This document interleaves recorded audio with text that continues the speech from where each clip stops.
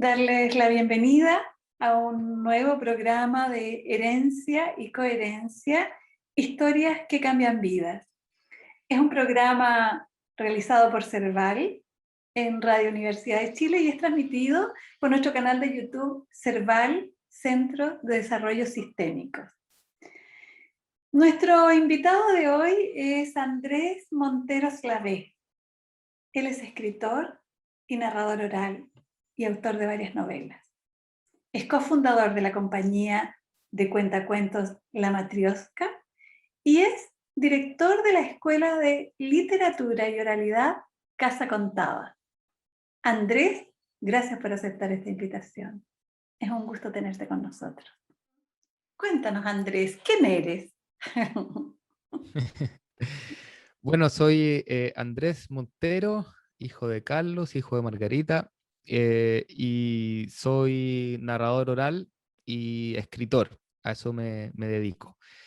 Soy santiaguino, y lo que más me gusta en la vida son las historias, con todo lo que eso incluye. Todo tipo de historias, historias de vida, me gusta escuchar, me gusta contar, me gusta escribir historias, me gusta leerlas.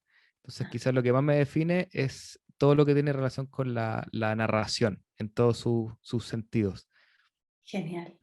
Andrés, ¿y qué historias traes heredadas de tus linajes materno y paterno? Traigo historias de distintas partes de Chile. Mi papá creció, bueno, en una familia, eran 8 hermanos, Ya.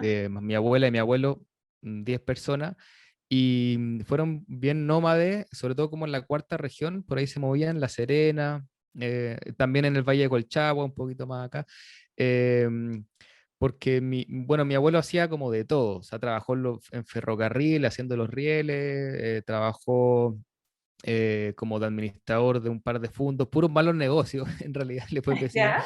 Eh, pero tenía muy buena oreja para escuchar, entonces se dedicó, mi abuelo paterno, especialmente, que hablaba mucho, al parecer yo no lo conocí, a llenar la casa de historias. Historias Ah, suyas, historias de su hermano, historias de los campesinos, historias de cuando era chico.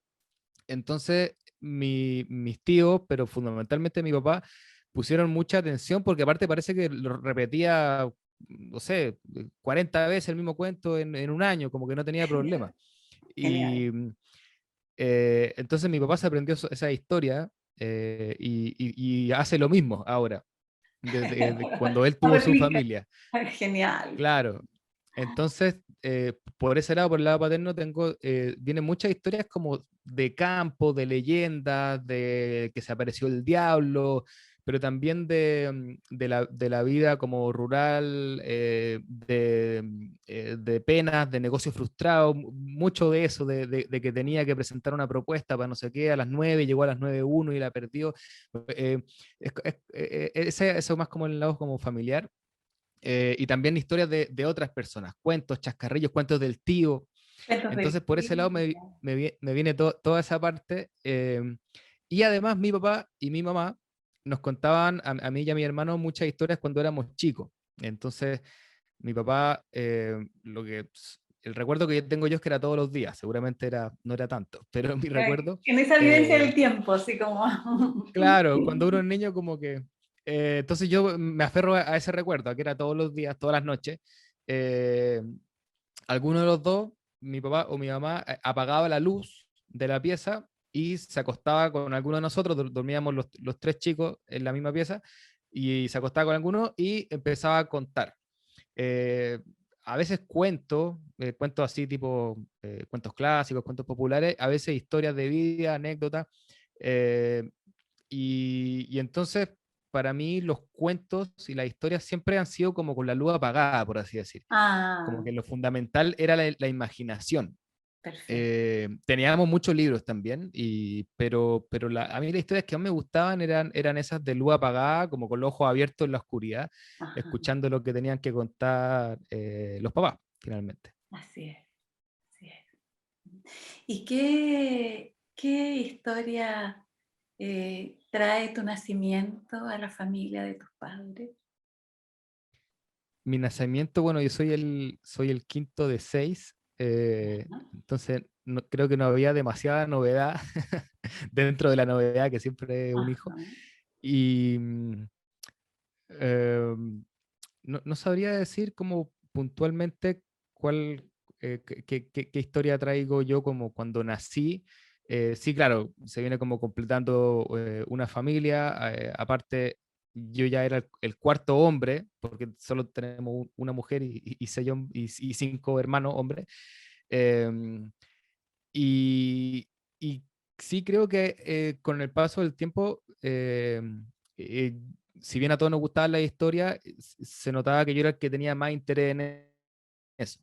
Entonces me puse, bueno, a escribir bien chico y creo que hay algo, porque mi papá quiso ser actor, bueno, de hecho es actor amateur, pero un buen actor, y bueno, la vida se lo fue yendo por otras cosas. Tenía un taxi, después tenía un camión, lo arrendaba, después se puso a hacer caminos, que fue lo que hizo hasta ahora que jubiló.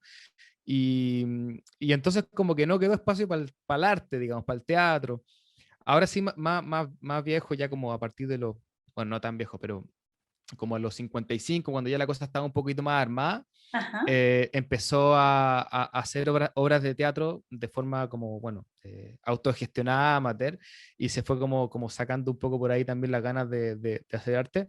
Y yo siempre he sentido que, bueno, los dos súper orgullosos de mí, súper contentos por los libros, por los cuentos, por la gestión como cultural. Y siempre he sentido, especialmente de parte de mi papá, que en alguna forma es como algo que él hubiera querido hacer y que en esos tiempos era distinto, ¿no? No era llegar y decidir que uno iba a ser actor o que iba a ser escritor. Ajá. Entonces, como que hay, yo siento una especie como de realización a través de, en ese sentido, en el artístico, porque no es lo único que le gusta, pero sí a través de lo que yo he podido ir haciendo. Como un orgullo, ¿no? Una trascendencia a través de eso, ¿no? Sí, sí, sí, yo siento. ¿Qué más? ¿Y, y cuándo sentiste este deseo de las letras, la pasión por las letras? Yo creo que se da por imitación. Como yo Ya. escuchaba cuentos y leía cuentos y me gustaba, quería hacer eso. Así como también quería ser futbolista, porque veía a los futbolistas. Eh, Genial.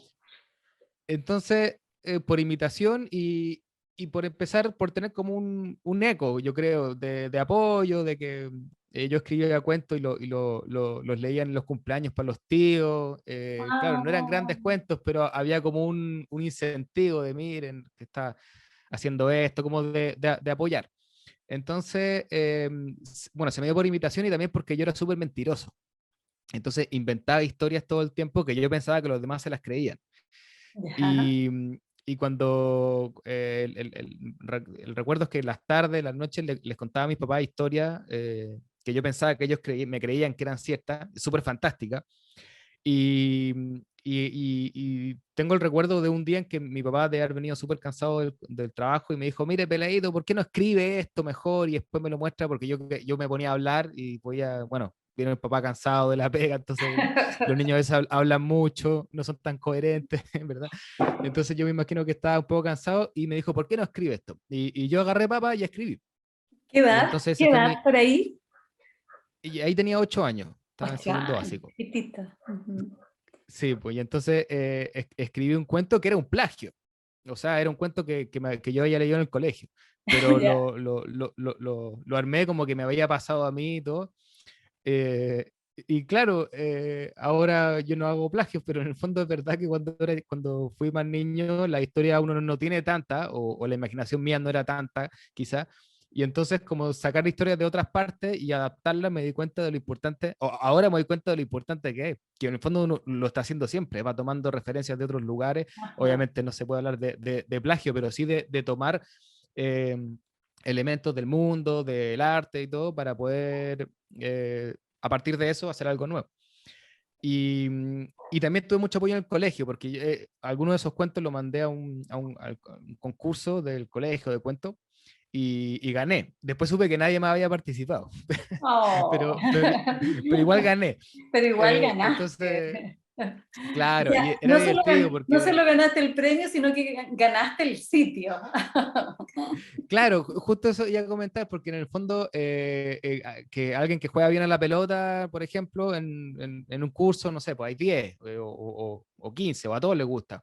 O alguien que es bueno para las matemáticas, qué sé yo, pero alguien que escribía era muy particular, entonces desde muy chico era el escritor.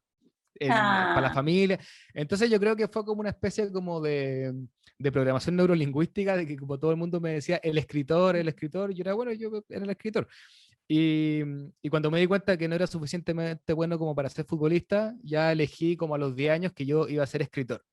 Y, y eso nunca cambió, han cambiado otras cosas en mi vida, cosas que me gustaban, que ya no me gustan, o no tanto, qué sé yo, pero lo que no ha cambiado es la ganas de contar historias. genial, genial. ¿Y qué cosas han cambiado en tu vida? Quizá tiene que ver como con algunas pasiones, por así decir, que no eran tan propias, sino que tenían más que ver como con qué era lo que le gustaba también a los demás, una forma de integrarse, pero que sí me gustaban, por ejemplo el fútbol, que yo seguía, pero era fanático y hacía todo para el estadio y todo. Y hoy día miro, pero en realidad no me interesa como me interesaba antes, pero es como por dar un ejemplo, o sea, Sí, sí. eh, también han cambiado como, creo, desde mi, como desde mi personalidad algunas cosas, como que cuando chico era súper gruñón, mis tíos me decían el carita vieja, porque parece que andaba como con, con cara así como de señora amurrada. Entonces me decían el carita vieja. Y, y con el tiempo, en la adolescencia fui un poco rebelde, y ahora me considero súper tranquilo. También porque tiene que ver con las cosas que más me gustan hacer son súper solitarias y tranquilas, leer, escribir, pasear. Ajá. eh, entonces, eh, hoy día me siento, claro, distinto al Andrés de los 16, por ejemplo, que estaba más interesado en las fiestas. Y hoy día, Sí. Ujú. claro, con algo que me es más propio y que ha estado siempre también, que son los libros, las historias, que los encuentros, Las encuentro. los juegos de mesa, todas esas cosas me gustan, las cosas como más chiquititas, grupos pequeños. Andrés, y de la línea materna, ¿qué traes de la línea materna? De la línea materna, bueno, muchas cosas. También la historia, por supuesto, que también han estado presentes. Em, y creo que también la escucha, más que del lado paterno, porque mi abuelo y mi papá, mi abuelo tenía, mi papá tiene todavía, algo bueno que es que le gusta contar mucho y hace que sea entretenido, y algo malo que es que a veces habla mucho, entonces los demás no pueden hablar. Y bueno, mi papá decía que mi abuelita se fue quedando sorda porque estaba aburrida de escuchar a mi abuelo que hablaba todo el día. Eh, entonces, no traigo tanto la escucha de ahí, yo creo, la traigo del otro lado. O sea, por un lado viene como la palabra, la boca, y por el lado materno yo creo que viene como la oreja. Escuchar la empatía, entender lo que le está pasando al otro, y, y creo que me viene como más por ese lado, que es fundamental, porque yo me he dado cuenta ahora, hace poco, que yo siempre he trabajado con la oreja, mucho más que con la palabra. Pero eso me he dado cuenta hace poco. Claro, efectivamente después como hay un traspaso de lo que viene por la audición a una forma de contar que puede ser oral o puede ser escrita, pero todo eso viene primero por la audición. Entonces me he dado cuenta de lo importante que es. Y también he hecho un esfuerzo primero consciente, ahora más natural, de empezar a quedarme un poco más callado. Eh, Porque, claro, como me gusta contar historias, a veces como que uno siempre tiene una anécdota que contar o algo así, de empezar a quedarme un poco más callado y a escuchar. Eso me ha pasado también a nivel profesional como narrador oral, como cuentacuentos, que me empecé a dar cuenta de que yo no, a los cuentacuentos lo que quieren hacer es contar, porque ahí existen. Y que yo cada vez tenía menos eso, me gustaba más escuchar o propiciar espacios para que exista la palabra y los cuentos. Entonces me siento en este momento más cómodo como gestor de espacios de cuentos que como cuentacuentos. Aunque igual lo hago y lo hago feliz, pero creo que por ahí es la parte materna, digamos, en lo que estamos hablando, ha ido como apareciendo un poco más en la medida en que van pasando los años también. Perfecto. Y el valor de la voz para ti, Andrés. Eh, bueno, yo diría que es todo, o sea, em, lo que pasa es que la voz, por un lado, claro, cuenta una historia o puede hacerlo, puede denunciar, puede decir, puede callar también, y se nota, pero hay algo que es como inmanente a la voz que, claro, algún fonoaudiólogo podría explicarlo bien, de timbres, o yo no me manejo ahí, de tonos, de esto, pero que algo que la gente se da cuenta sin saber bien qué, y es que a través de la voz está apareciendo el alma, finalmente, de las personas. Entonces, cuando alguien está utilizando una voz y uno como que, a veces le pasa con gente como que no la termina de creer, con mucha gente, pero bueno, más como ejemplo, a veces pasa con los políticos, por ejemplo, que uno lo que dice parece súper bien, pero uno como que detrás hay algo que no le termina de calzar o qué sé yo. Y eso con mucha gente, o puede pasarle a otro con uno mismo. Y yo creo que es porque la voz está, como que la voz no miente, La voz el también. soporte auditivo.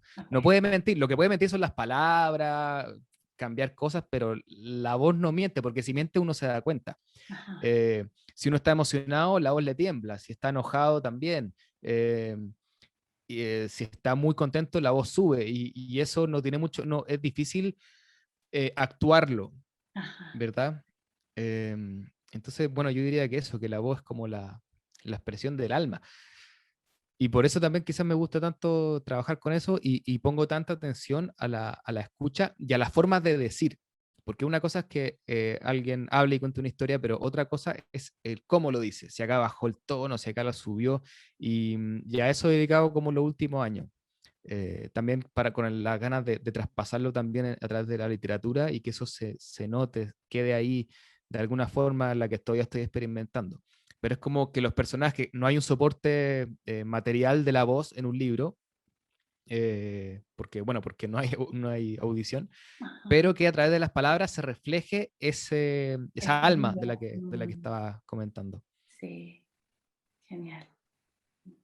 Em, y hemos hablado así como de esto que vas como evolucionando. ¿Cómo son para ti las transiciones, Andrés? Creo que son, eh, bueno, a nivel general, súper necesarias. eh, Siempre que algo puede cambiar es porque está vivo.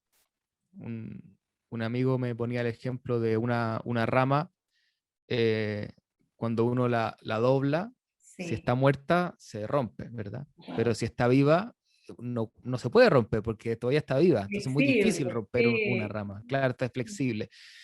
Entonces toda transición es positiva porque demuestra que algo está vivo en la medida en que no se rompa. Cuando hay una transición y algo se quiebra, quiere decir que ya estaba muerto. Y Ok. eso, bueno, creo que lo podemos ver en muchas cosas actuales del Chile de hoy, pero también en la vida personal de cada uno. Eh, entonces, todas las transiciones yo trato de tomármelas, a veces son difíciles también, obvio, pero de tomármelas como algo que me está diciendo que estoy vivo. Como una rama Y verde. que, claro, como una rama verde. Y si no, se nota. Bueno, y también es bueno saber que estaba muerto para bueno, tener conciencia de eso y bueno, no sé, ir a buscar algo nuevo. Y entonces, ahora me pasa, por ejemplo, en lo literario, que creo que estoy viviendo como una transición de temas, fundamentalmente de los temas que me han interesado. Y no ha sido una transición como de un momento hacia otro, sino que se empieza como a dejar notar en los últimos libros, en lo que voy escribiendo ahora. Y creo que eso se puede hacer porque estaba vivo, era de verdad. Si no, claro, habría sido como muy abrupto, directo, una cosa a otra y todo. Entonces las vivo así, las vivo como con alegría, Con con, alegría. con Ujú. esperanza también, como de algo que si está cambiando es porque, bueno, o terminó su ciclo o porque vienen otras cosas y hay que darle espacio. siempre me he preocupado, bueno, soy muy activo, antes sobre todo, pero como de tener, siempre estar como el calendario lleno de cosas, que me parece entretenido, pero de repente, aun cuando estaba feliz haciendo alguna cosa, saber en qué momento dejarlo, no tanto porque ya no me hace feliz, sino que porque hay que dejarle espacio a que aparezcan nuevas cosas. Ajá. Y si uno tiene la agenda llena, aunque sean puras cosas que le gustan, no está dejando espacio para que aparezcan otras cosas. Y yo como soy curioso, nunca me quiero perder algo nuevo que pueda venir y que pueda ser también ayudarme a crecer o que sea interesante. Ajá. ¿Y el crecimiento? ¿Qué significa el crecimiento, Andrés? Cuando tú dices ayudarme a crecer, ¿qué significa eso? Yo me imagino que cuando, cuando un ser humano se está acercando a la muerte, que uno siempre espera que sea, ojalá ya de anciano, qué sé yo, eh, puede mirar hacia atrás y sentir que con sus errores, con todo lo que trae una vida, tuvo una vida plena, eh, que no dejó de hacer cosas por miedo, em, que si se equivocó lo ayudó como en el futuro como a ser una mejor persona. Entonces, siempre, bueno, yo tengo además una visión de la muerte como bien amiga, no me parece nada trágico que alguien se muera. Sí, cuando es como algo que nadie se esperaba, un accidente, me parece que claro. Pero cuando alguien está viejo y ya como que siente que cumplió su ciclo, no me parece en absoluto, o sea, me parece hermoso que pueda morir. Mm, No entiendo mucho eso de tener a alguien que ya está enfermo, terminal y todo, y bueno, conectado, bueno, por ejemplo, respiración artificial, cuando ya como que se nota que cumplió su ciclo. Incluso esas mismas personas a veces lo piden, como, oye, yo de verdad preferiría partir porque bueno, entonces yo me imagino que cuando alguien está llegando a ese punto, si logra mirar atrás y ver que tuvo una vida plena, obviamente y con sus errores, con sus problemas, con todo lo que también nos hace sentirnos vivos, em, si puedo hacer eso es porque creció, ¿verdad? Si siempre lo pienso en términos narrativos, como el viaje del héroe, ¿verdad? Que sale de la comunidad, tiene algún problema, obstáculos, ¿verdad? Pero finalmente logra, por ejemplo, ir a buscar la flor con la que va a sanar al rey y regresa y trae un conocimiento nuevo para la comunidad. Esa es como la estructura como básica, ¿verdad? De todos los cuentos populares. Entonces, si fuera así la vida, yo creo que podemos verla así. eh, Tendría que ver este crecimiento con haber aprendido en el camino y volver a la comunidad, que puede ser tu familia, tu país, no sé, tu mundo, al final tu tierra, entiendo. y haber traspasado algo de tu experiencia y durante ese viaje haberse nutrido de la experiencia y los viajes de los demás. Entonces, eso entiendo yo crecer, como que está dándole sentido a la narrativa de tu vida. Ujú. Genial. Y en ese sentido, eh, Andrés, ¿cuál es la pauta que conecta tu historia, cuento, narrativa? Em, Creo que lo estoy descubriendo todavía. Espero que Genial. no tener una respuesta tan definida nunca, pero sí, bueno, uno empieza como a hacerse algunas aproximaciones. Em, por un lado están como los intereses, y a mí me interesa mucho, es como el tema que más ha trabajado, lo que tiene que ver como con las raíces. Eh, Sobre todo como bueno, por ahora pienso como en Chile, como en esta tierra, pero también a veces va un poco más allá. Eh, Creo que si pudiera como resumirlo, todo lo que he hecho y por lo tanto también lo que me interesa y también lo que me habla a mí, tiene que ver con el viaje de la historia, Ya. que para ponerlo como un ejemplo, eh, eh, una vez con Nicole, mi compañera, fuimos a contar cuentos a Colombia y nos habían pedido que lleváramos algo súper chileno, porque éramos los invitados de Chile y había de Argentina, de Colombia, de Brasil, de España.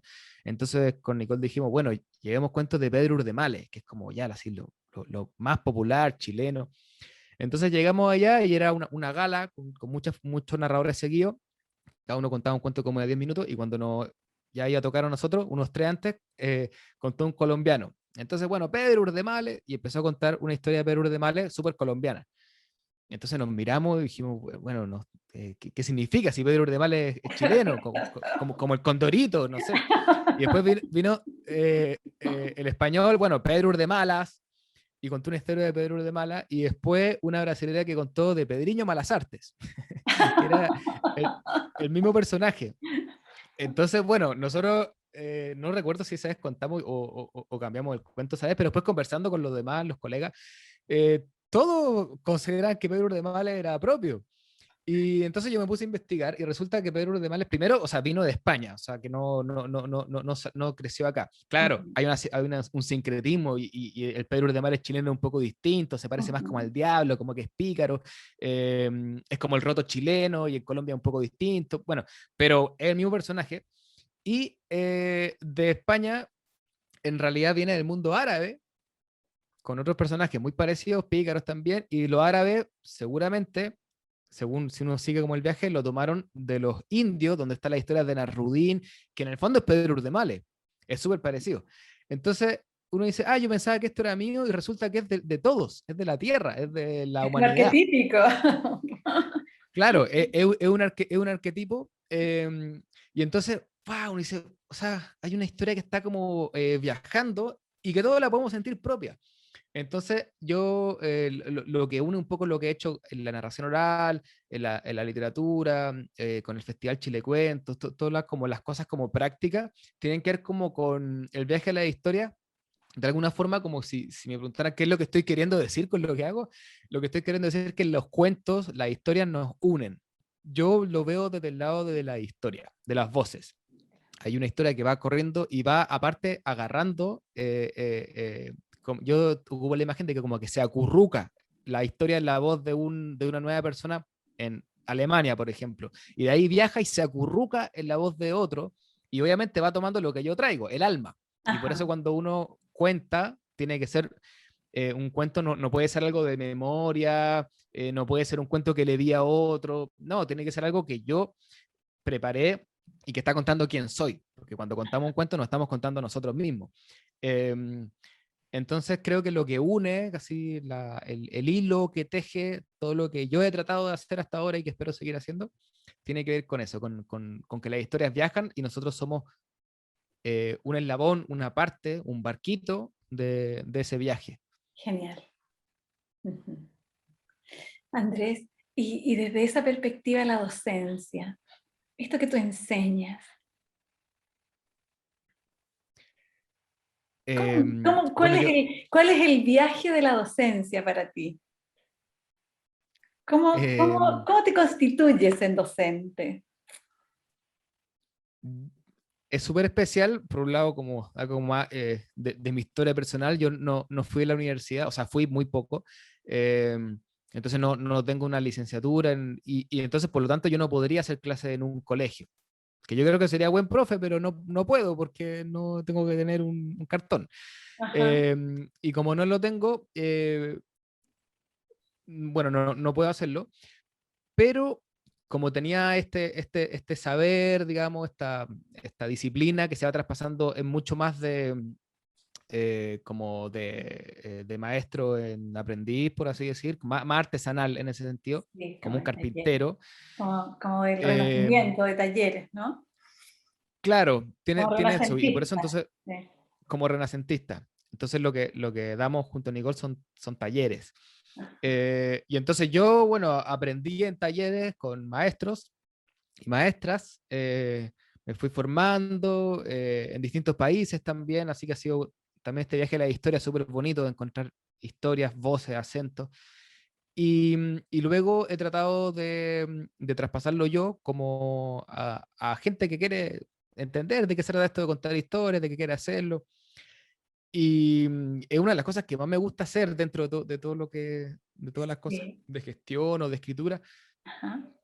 enseñar, traspasar, digamos, lo que uno, aparte a uno le ha sido traspasado. Obviamente hay cosas como particulares que uno tiene como dentro de su quehacer, en la praxis va aprendiendo algunas cosas y va aportando a este traspaso, Pero claro, la parte fundamental es la piedra angular, es algo que es traspasado y hace cientos y cientos de años. Entonces, de nuevo, es como hacerse parte como de un viaje. Y creo que eso, por un lado, te obliga a tener una cuota de humildad bien importante, de que no estás inventando la rueda, no eres alguien como único, sino que es parte de una cadena más grande que me parece súper bonito. Eh, y por otra parte, lo que ha sido como bien, bien interesante de todos los talleres que he dado es que por alguna razón llega gente a los talleres muy, muy especial, así entretenida, pilas, como dicen los colombianos, con ganas de aprender, interesante. Entonces se han armado grupos muy bonitos y obviamente han quedado muchos amigos y amigas. Amigos que tenemos, los amigos de los cuentos. Cuando con la Nicole tenemos que hablar de si van a venir amigos de, no sé, pues de, qué sé yo, de la universidad. Cuando hablamos de los cuentos, decimos, o invitamos a los amigos de los cuentos. Entonces queda como que sean como amigos, claro, nosotros para explicarlo, porque son amigos que conocimos dentro del mundo de la narración oral. Pero, pero queda como que Amigo son de los amigos de los cuentos. cuentos. Sí, y, quedan y, como en esa clasificación, ¿no? Como en esa dimensión. claro, como que los cuentos son sus amigos. Son sus amigos, sí. Así que, bueno, eso. Entonces, en la docencia, yo he aprendido mucho porque nunca he tenido como un curso para aprender a ser profesor, que me gustaría, pero no lo he tenido. Solamente he pensado, bueno, yo he aprendido este par de cosas, creo que a la gente le podría hacer feliz compartir, que yo compartiera con ellos o con ella este conocimiento. Y entonces son talleres súper colectivos. Desde el principio los planteamos así, junto a Nicole, súper colectivos. En términos prácticos, hay que preparar un cuento para contarlo en una muestra final. O sea, se cuentan muchos cuentos, pero al final se prepara un cuento para contarlo en una muestra final, que es presencial ahora por Zoom, pero bueno, cuando podamos volver lo haremos presencial. Y, y entonces todos los demás, todos los que están participando hacen comentarios, sugerencias del cuento. No es la palabra del profesor que está ahí, que claro, obviamente se supone que tiene como un bagaje un poco más largo, pero no mucho más que eso, porque al final lo que importa son las orejas. Como, mira, yo voy de público y te escucho eso y me pasa esto y esto y esto. Eh, entonces, creo que la docencia, yo no he estado con 45 alumnos en una sala de clase, o sea, sí he estado, pero contando cuentos, no dando una clase, entonces no sé cómo lo hacen esos héroes y heroínas que son los profesores de Chile. Yo no sé si podría, pero sí creo que a nivel general en la educación todavía hay un paso importante que dar en la perspectiva de esto como de alumno, de el que está ahí sin luz, ¿verdad? Sí. Y que uno viene como a iluminar la vida de alguien, cuando es mucho, mucho más, y los buenos profesores lo saben, no hay que explicárselo, por supuesto. Se trata mucho más de una relación donde uno obviamente tiene un rol un poco más de guía, pero no mucho más que eso. Y no ayuda a nada, creo, el currículum que hay que seguir, la pauta, porque esto y esto y esto. Entonces, los profes también se quedan sin mucho espacio para, bueno, para tener ese otro tipo de educación que estoy seguro que al 99% le gustaría tener, pero no pueden. Sin duda, sin Eh, duda. em, sí. Andrés, ¿y cómo viviste tú la educación, así como siendo parte de los sin luz? Claro, de los sin luz.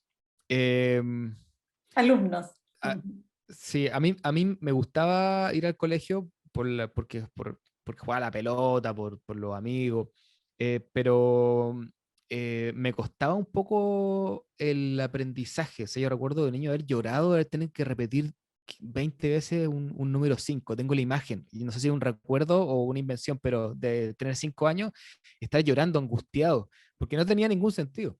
O recuerdo, por ejemplo, entre las cosas negativas, porque hubo mucho positivas, Sí. eh, me acuerdo perfecto, en sexto básico estaba aprendiendo lo que eran creo que las fracciones. Entonces yo le pregunté a un profe que si nos podía explicar para qué servía. Una cosa era saber cómo sacar una La fracción y mecánica. saber qué es 2/3, pero como para qué servía. Que era una pregunta súper simple de responder, pienso yo con el tiempo de los años, o sea, con el paso de los años. no era difícil. Mira, las fracciones sirven porque, por ejemplo, si tienen una pizza para saber, o sea, como que era sencillo. Y recuerdo que la respuesta que me dio fue algo del tipo, acá no importa para qué sirven las cosas, lo que importa es saberlo, como saber cómo se hace, o algo así. Entonces, yo nunca enganché con las matemáticas, ni con la biología, eh, hasta mucho más grande cuando entendí cómo, para qué podía servir o en qué se expresaba en la vida corriente. Ajá. Entonces, fue mucho después cuando me empecé a interesar por la ciencia, por ejemplo,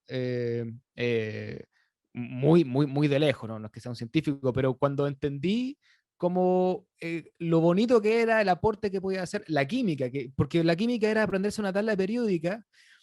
Entonces, ¿a quién le puede interesar eso? Pero en cambio, lo que pasó es que una vez fui en el 2014, como yo soy scout, me invitaron a ser como jefe o como monitor, digamos, de un campamento científico. Pero yo no iba a cargo de la ciencia, había equipos de científicos, yo iba a cargo como porque era para chiquillos de 17, de ellos, de animar las mañanas, despertar, de la parte más scout, digamos.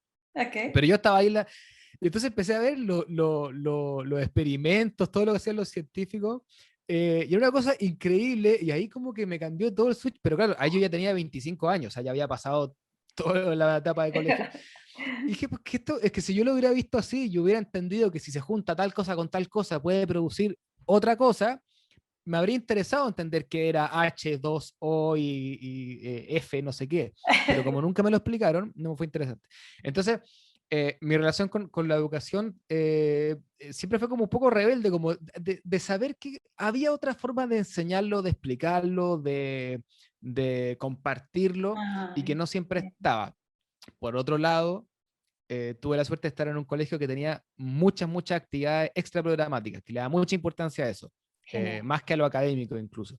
Entonces, claro, yo estuve en teatro, en música, en el coro, en todo lo que se me ocurría. Bueno, en fútbol, eh, en los scouts que estuve toda la vida ahí. Entonces, lo hacía a un lugar, si bien con estas cosas de quizá también de profes un poco más antiguos, diría yo, como que no se habían como sumado a unas nuevas corrientes educativas, también tenía esto de que fuera un lugar como abierto donde cada uno se pudiera desarrollar en lo que más le interesaba y para mí fue así. Entonces yo con teatro, con el taller literario, y qué sé yo, fui desarrollando las cosas que a mí más me interesaban. Y después me pasó que cuando entré a la universidad, bueno, yo no quería ir a la universidad, pero cuando ya finalmente entré, me pasó algo parecido, Ya. como la falta de poder conversar de lo que estamos hablando más de que aprender algo. Ok. Entonces, en historia, yo entré primero historia, eh, un profesor está hablando porque estaban pidiendo devolver el Huáscar a Perú. Ya. Entonces preguntó, ¿qué opinan? Como así súper abierto. Entonces todos opinamos de que entonces a mí yo dije que me parecía que obvio que sí, que importaba, había que devolver el barco, si eso podía permitir que nos lleváramos mejor los países. Y se indignó. El profe dijo, no, porque los trofeos de guerra no se devuelven, siempre ha sido así. Entonces yo le dije, bueno, si las cosas tienen que ser así porque siempre han sido así, las mujeres no deberían votar, porque las mujeres nunca habían votado hasta hace bueno, se indignó, se puso rojo y yo me fui de la sala y nunca volví, no volví más a la universidad, me Ah, retiré ese mismo día, porque me di cuenta que no había espacio para, para o sea, reflexionar no era y verdad el cuestionar. diálogo, no Sí. había reflexión, y eso a mí no me interesaba porque yo quería ser escritor, entonces eso no sabía yo de qué me iba a servir, más encima pagando la millonada de plata que significa estar en la Ajá, universidad. Y la verdad es que no lo echo de menos, no echo de menos el paso por la universidad. ajá, sí. A lo mejor Pero algunas cosas que me historia, perdí, pero pero habías entrado a sí. historia, tú elegiste historia. Había elegido historia, sí. Después me Sí. cambié, entré a literatura en otra universidad, pero me pasó algo más o menos parecido. Y un año después ya me retiré y me fui a viajar. Como que pensaba que en los viajes podían haber más historias eh, no que en los libros, sino que, claro, que tenía que estudiar morfología, sintaxis, y en realidad no me interesa. De más, de más. Bien, bien. Claro. Andrés, y voy a irme como a otra historia que por ahí se gesta, así como eh, ¿Ya? eh, el lleno y el vacío. Mm, Sí, tú hablaste de sí. agendas llenas, que no quedan espacios. Y por otro lado, como abrir espacio, yo me pregunto por el vacío. ¿Cómo Mm. se simboliza o qué valor tiene el vacío en tu vida o para ti? ¿O qué historias abre el vacío? Yo pienso que tenemos como a veces como muy claro qué es lo que nos gusta y lo que no nos gusta, Sí. como muy definido, así, esto sí, esto no. Y entre más crece uno, me he dado cuenta como más claro, más determinante eso. Quizá cuando en la adolescencia uno está como un poco más como abierto, bueno, a ver qué, Ujú. como dicen los A ver colombianos, a qué. ver qué. Eh, pero pero va pasando un poco los años, el tiempo, y uno empieza a tener como cosas más definidas, empieza a tener sus mañas también, como esto es así, a mí me gusta así, no me gusta así, esto otro. Eh, y entonces quizá queda poco espacio para, eh, para como aprender cosas nuevas o aprender cosas nuevas más Ajá, bien, que, que todavía te puedan movilizar, entusiasmar. Entonces, ¿cómo ocurre eso? Si, eh, sobre todo en los tiempos que corren, actual, en el siglo XXI, estamos demasiado llenos. O sea, por un lado, por la personalidad de cada uno se va llenando, lo que hablamos de las cosas que uno ya tiene sí. más o menos definidas que le gustan, pero además estamos conectados por WhatsApp, por las redes sociales en general, de una cantidad de mensajes, de información abrumadora. O sea, es que en realidad es abrumador porque a mí me pasó el año pasado que, bueno, yo duermo con el celular al lado porque pongo la alarma, me despierto con la alarma. Ok. Entonces me empezó a pasar, sobre todo en la pandemia, que bueno, y poco para levantarse, mirar el celular, como a ver qué había. Entonces, bueno, WhatsApp y el Instagram, qué sé yo, y entonces un día me di cuenta que ya como 25 minutos en eso sin haberme levantado todavía y empecé a contar las cosas de las que me había enterado. Y me había enterado de más de 100 cosas, dejé de contar las 100. O sea, que un amigo estaba enfermo, que alguien había conocido no sé quién y que alguien almorzó, que alguien que aparte no estoy seguro de conocer, almorzó un sándwich, o sea, toda la cantidad de información que no necesito. eh, y en el fondo todo eso te llena de algo en lo que después no puede entrar cosas nuevas. Eso es lo que yo pienso. Entonces ahí tomé la decisión, bueno, primero de poner el celular fuera de mi alcance, porque al menos hay que saber si el día está nublado o con sol antes de revisar el WhatsApp, no sé, eso es lo que yo empecé a pensar. Ujú. Em, entonces yo creo que estamos, bueno, demasiado llenos de información, sobrepasados, y por otra parte es difícil, por ejemplo, no tener el WhatsApp, porque si uno trabaja es como muy útil, y bueno, y la familia, yo tengo un hermano que vive en Puerto Vara, entonces las fotos de los sobrinos, que no me las quiero perder tampoco. Em, yo escribo libros, entonces para publicitarlo y contar del libro me sirve mucho Instagram o Facebook. Entonces, eh, creo que, bueno, que estamos muy llenos, que es una trampa, porque en el fondo no sabemos salir de eso, eh, y que la única alternativa que hay para que entre algo es que el lugar donde tiene que entrar eso tenga espacio. Ajá. Entonces, creo que por ahí pienso que el vacío juega un rol importante porque no tanto el vacío completo, sino como la conciencia de que tenemos que dejar espacio. No puede estar repleto todo, ya sea la agenda, ya sea el tiempo. Tiene que haber espacio porque si no, por ejemplo, yo acá donde vivo tengo un árbol hermoso al frente y vienen pájaros todos los días. De hecho, el otro día vino un halcón. Oh, qué Entonces, lindo. sí, y todos los días loica. Y bueno, tengo el árbol ahí, pero de verdad que hay días que no miro el árbol porque estaba ahí corriendo, no sé qué, tenía que... Y entonces los días más tranquilos, como el fin de semana, qué sé yo, y me quedo afuera tomando un café mirando el árbol y me doy cuenta como de que hay una vida que va más allá de nosotros.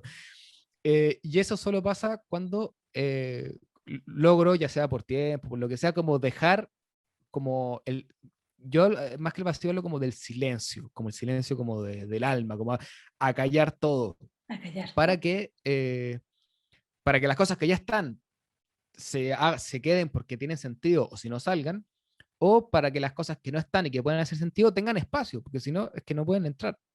Ajá. Em, Entonces, por ahí lo veo yo. He tratado, he hecho como un esfuerzo personal de tomar la vía de trabajar un poco menos, de tener un poco menos, o sea, un poco más de espacio de silencio, eh, lo que se llama en el mundo místico como de contemplación, que a veces puede sonar como, no sé, pero sí como contemplar el pájaro, la vida y ver si eso, ni siquiera buscándole un mensaje, como solamente como sabiendo que eso pasa, que está. Ajá. Eh, bueno, por ahí veo yo como el lleno y el vacío. Yo creo que es como quizás como el problema de nuestro tiempo. En general, cuando lo conversamos, todo el mundo está como de acuerdo en que estamos demasiado llenos y que, bueno, yo a veces pienso que es una trampita y que, de la que no sé cómo vamos a salir. Ujú.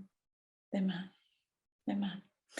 Andrés, y voy a ir a otra frase que me queda resonando de los primeros momentos y es como tu afición por el fútbol. Yo quisiera preguntarte eh, el cuerpo. El cuerpo humano, biológico, emocional, ¿qué valor o qué rol tiene el cuerpo en tu devenir? Em, en lo personal, el cuerpo eh, lo utilizo sobre todo cuando cuento cuentos, porque el cuerpo eh, es lo que da toda la comunicación no verbal. Ajá, Entonces, la importancia de saber utilizar el cuerpo arriba de un escenario, además, cuando donde hay a veces 300 personas mirándote, eh, es, bueno, fundamental. Yo no considero que yo haya llegado como a dominar bien esa parte. Estoy hablando como en términos como escénicos, así como más artísticos. Quizás que lo que tengo más débil. Lo que sí he podido ver y también trato de hacer es que el cuerpo finalmente acompaña la historia y no es el protagonista. ok. Entonces, en la narración oral, la que más me interesa, la que yo sigo, la que yo trato de hacer, el, uno debería no moverse. O sea, porque el protagonista es la historia, ¿verdad? Entonces, tiene que salir de allá. Entonces, si uno se mueve mucho o va de acá para allá, puede terminar siendo el protagonista. Y eso va en perjuicio de la historia. Entonces, por eso cuando contamos cuentos no nos disfrazamos ni ocupamos ropa muy llamativa, porque la misión de un narrador es desaparecer para que aparezca la historia.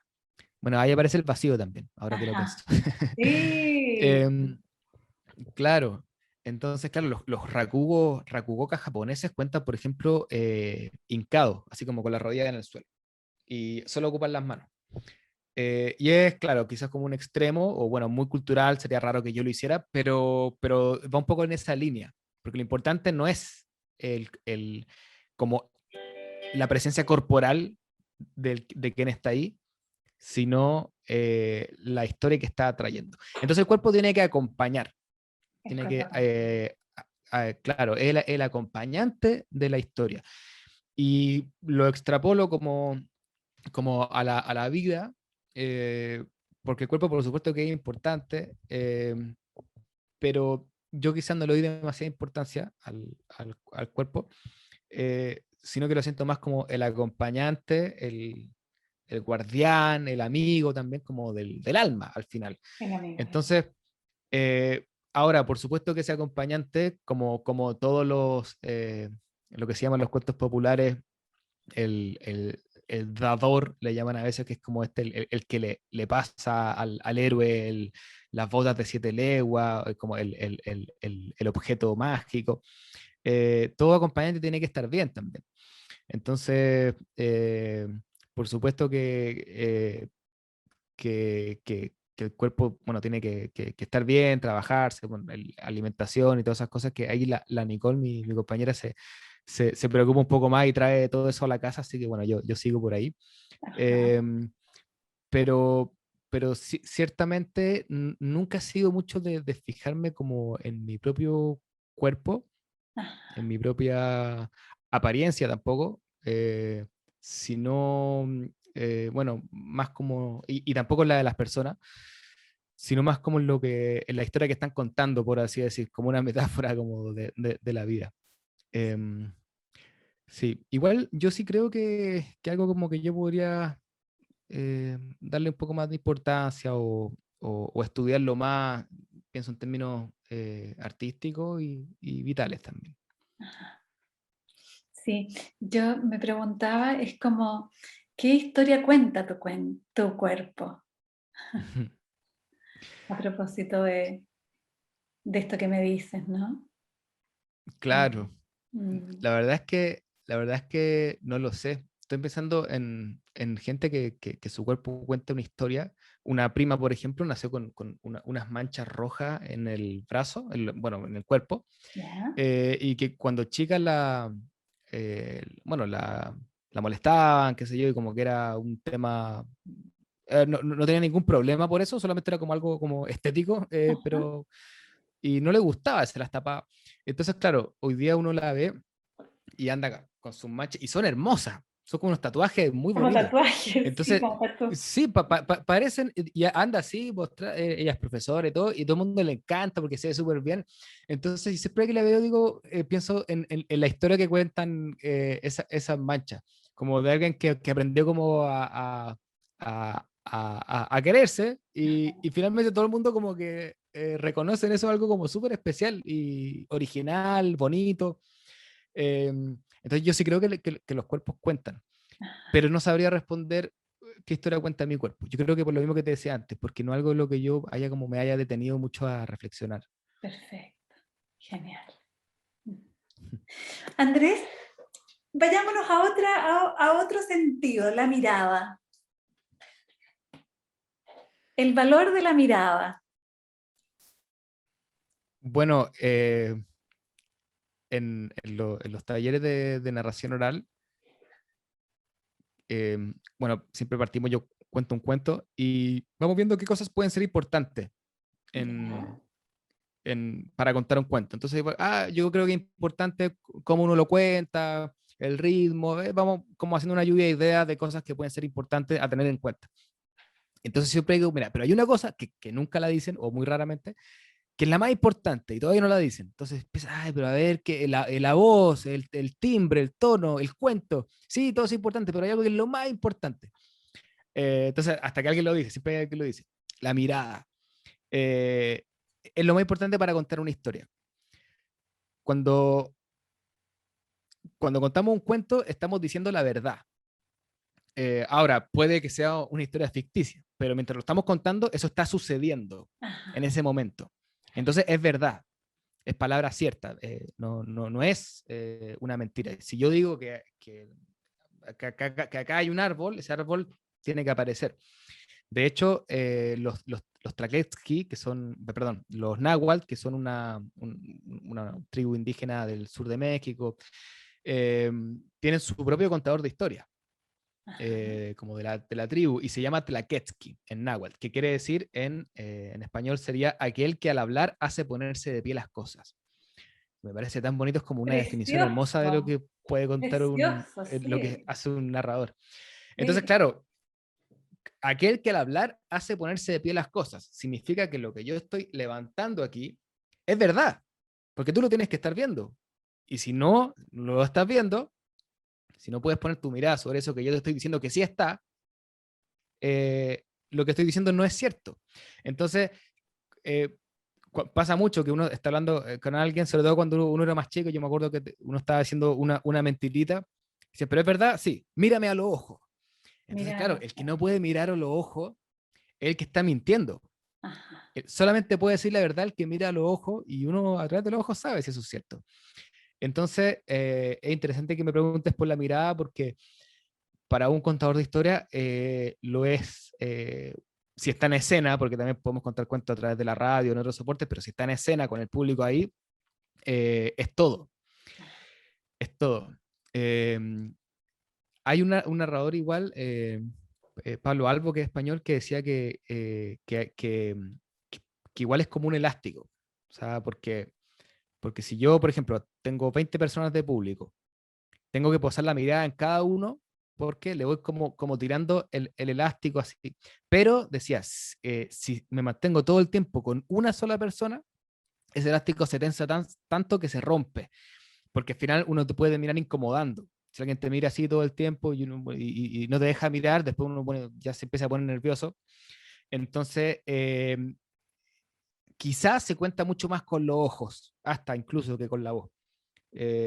¿Por qué? Porque te estoy diciendo la verdad, o estoy intentando que tú veas que estoy diciendo la verdad, pero en la medida justa porque tengo que repartir esa historia entre esa verdad entre más personas.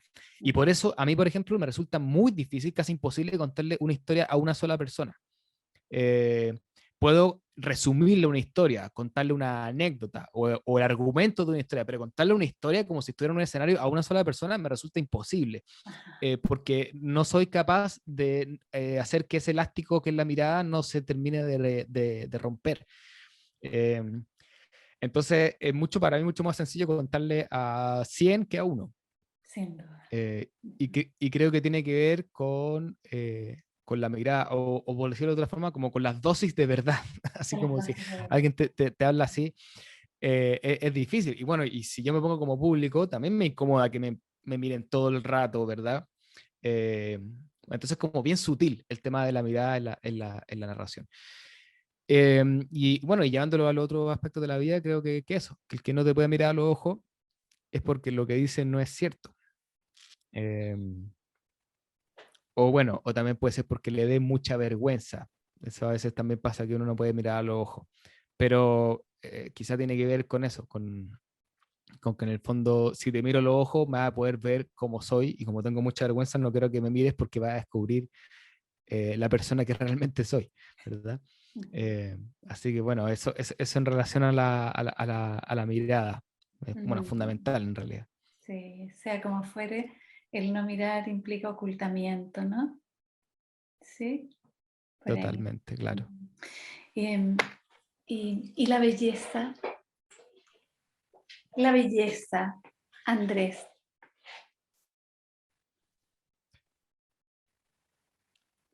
Pienso que la, el mundo, bueno, es bello, El mundo es bello. eh, y a veces no es bello también, Ujú, ¿verdad? O sea, dependiendo. Hay cosas bellas y hay cosas que no son bellas. ujú. Y a mí me parece que si algo nos regalaron los dioses, como dicen en los mitos griegos, Sí, eh, fue la posibilidad de embellecer el mundo a través de la palabra. Entonces, em, cuando pienso más como ontológicamente, así como, pero ¿por qué hago esto? ¿Por qué escribo? ¿Por qué cuento historia? ajá, Y creo que finalmente la respuesta en la que llego es porque creo que venimos al mundo como a decirlo, a nombrarlo. Y perfecto. entonces, en la medida en que yo lo digo y lo nombro, lo hago bello a los ojos de los que pueden estar escuchando, y cuando leo se me hace bello a mí mismo, que no tiene que ver con hablar solamente de cosas bonitas, Sin duda, obviamente, sin duda. sino con el hecho de que esto que está aquí puede, o sea, que existe, como ese pájaro que si yo no lo veo, como si no existiera, aunque sí estaba ahí, eh, y por lo tanto, por existir, por estar ahí, por ser parte de esto, y porque alguien se fijó en eso para poder rescatarlo, recuperarlo y decirlo y nombrarlo, eso me parece que es la belleza. Más que, porque pues, sabemos que es súper como subjetiva la belleza en los términos como normales en que la utilizamos, a mí me parece que la belleza es como una capacidad del ser humano, que no tienen los animales hasta donde sabemos, que es la de nombrar, la de decir. Porque claro, eh, hay palabras que pueden significar algo que no es bonito. Terremoto, por ejemplo. Como que, bueno, terremotos como algo trágico. Pero el hecho de que el ser humano haya podido darle una palabra que su significante, si es bonito, terremoto, es algo bonito. Ajá. Me parece que ahí está la belleza del ser humano, como en las palabras. Hay un payador, Pedro Yáñez, que yo iba a tomar clases con él de paya, de décima, de todo eso, y entonces una vez me decía, ¿tú te has fijado, Andrés, lo inteligente que eran los hombres de antes? Y yo, ay, ¿por qué, Pedro? No, porque antes no habían palabras, po. Entonces tienen que haber estado los cavernícolas un día y un día uno le dijo al otro, oye, inventemos las palabras. ¿Y para qué voy a inventar las palabras? Para hablar, po. Ah, ya, pues inventémoslas. Me contaba. Divertido.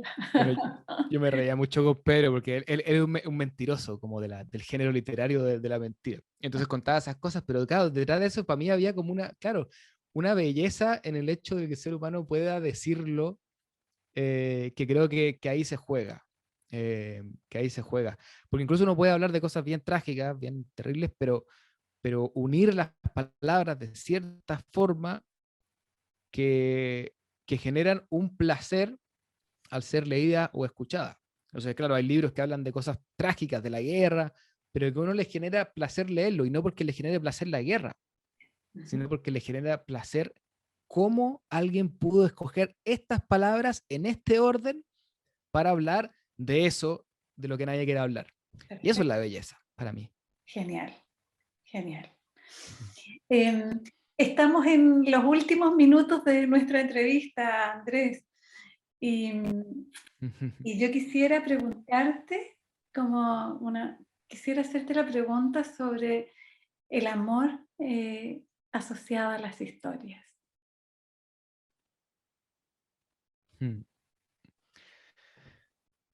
Bueno, hay muchos colegas, narradores, amigos, amigas que si bien viven de esto, cobran y todo, pero dicen que contar cuentos es un acto de amor.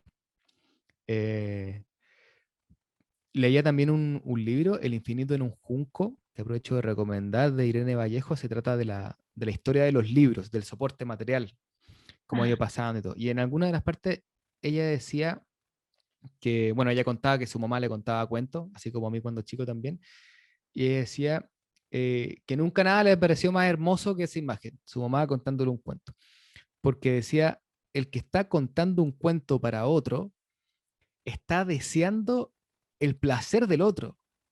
ah, Finalmente eso es lo que está deseando. No hay muchas más cosas atrás. Es verdad, si uno está en un escenario, por eso yo quizás me digo como bajando un poco, puede aparecer como el ego, de que te aplaudan, pero pensemos como en lo más corriente, la abuela que se ponía al lado de la chimenea para que los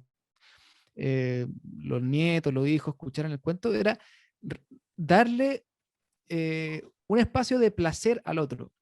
Entonces no había nada más, o no hay quizás nada más amoroso que eso. Eh, entonces creo que están como muy, muy vinculados, y creo que también se nota cuando alguien cuenta un cuento y lo que está detrás de fondo no es el placer del otro, por lo tanto no como el amor, sino como que hay otras cosas. Yo creo que se nota, yo lo noto al menos. Eh, entonces, bueno, creo que tiene que ver con eso el amor en las historias y el amor a las historias, porque pasa también, las historias que a mí más me gusta escuchar y contar son las de tradición oral, que no ok. tienen autor, Ajá. llevan 1000 años o a veces 2000 años dando vueltas, ya han pasado, en principio, eh, quizás romantizando un poco, pero uno podría pensar que han pasado de una casa donde se contaba esa historia, una abuela que lo hacía a la hora de antes de ir a acostar y contaba una historia, y después las nietas, por ejemplo, esa abuela la contaban mientras estaban tejiendo, por ejemplo, a sus compañeras, y esa compañera se lo contaba a su familia, y después su marido fue a la guerra y se lo contó a un soldado en un momento en que estaba súper mal. Bueno, el viaje a las historias de nuevo.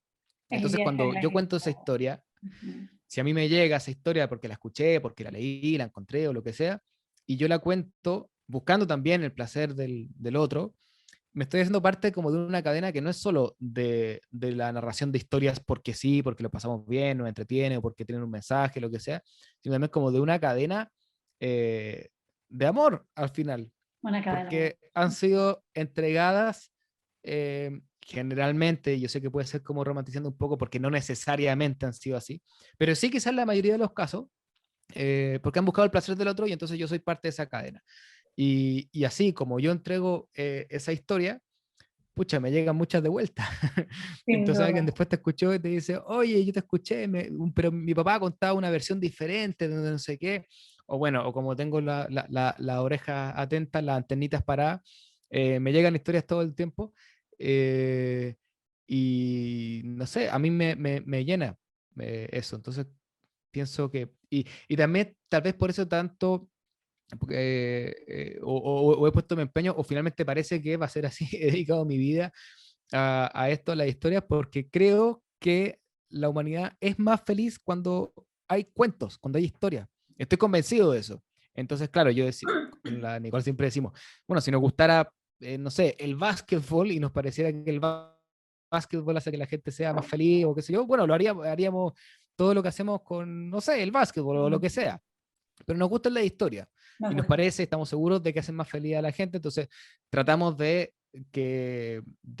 bueno, de mostrar a los demás de que puede ser un camino de entendimiento, de unión de la humanidad, de viajar juntos junto a la historia, de reconocernos como una misma raza, que exista la imaginación, de poder pensar en mundos distintos, pero fundamentalmente, y como bajo todo eso, por amor Por amor. a la historia, al momento que dan la historia, a lo que la historia nos entrega a nosotros también. Ajá. Genial. Andrés, muchas gracias y yo eh, me queda resonando esto de las historias sin luz que narraba mamá, Mm. eh, como una gestación de historias, y me quedo con los alumnos, que probablemente sea como fuere, a la base y gestación de historias, ¿no? Entonces, Totalmente. entonces, me encanta esta entrevista, Andrés. Muchas, muchas gracias. ¿Mm? Gracias a ti, Susana, por esta invitación y bueno, solamente esperar que haya sido de interés para quienes nos escucharon y de mi parte que se acerquen a los cuentos, a la historia, a la lectura, a compartir a los que son papás, mamás, compartirlas con los hijos. eh, y ver qué pasa. Si no es así, si es que no trae felicidad, no trae amor, no pasa nada, habrán otras cosas, pero yo les aseguro que sí, que sí las va a traer, Sin duda, que se multiplique. que se multiplique, sí, esa es la idea, esa es la idea.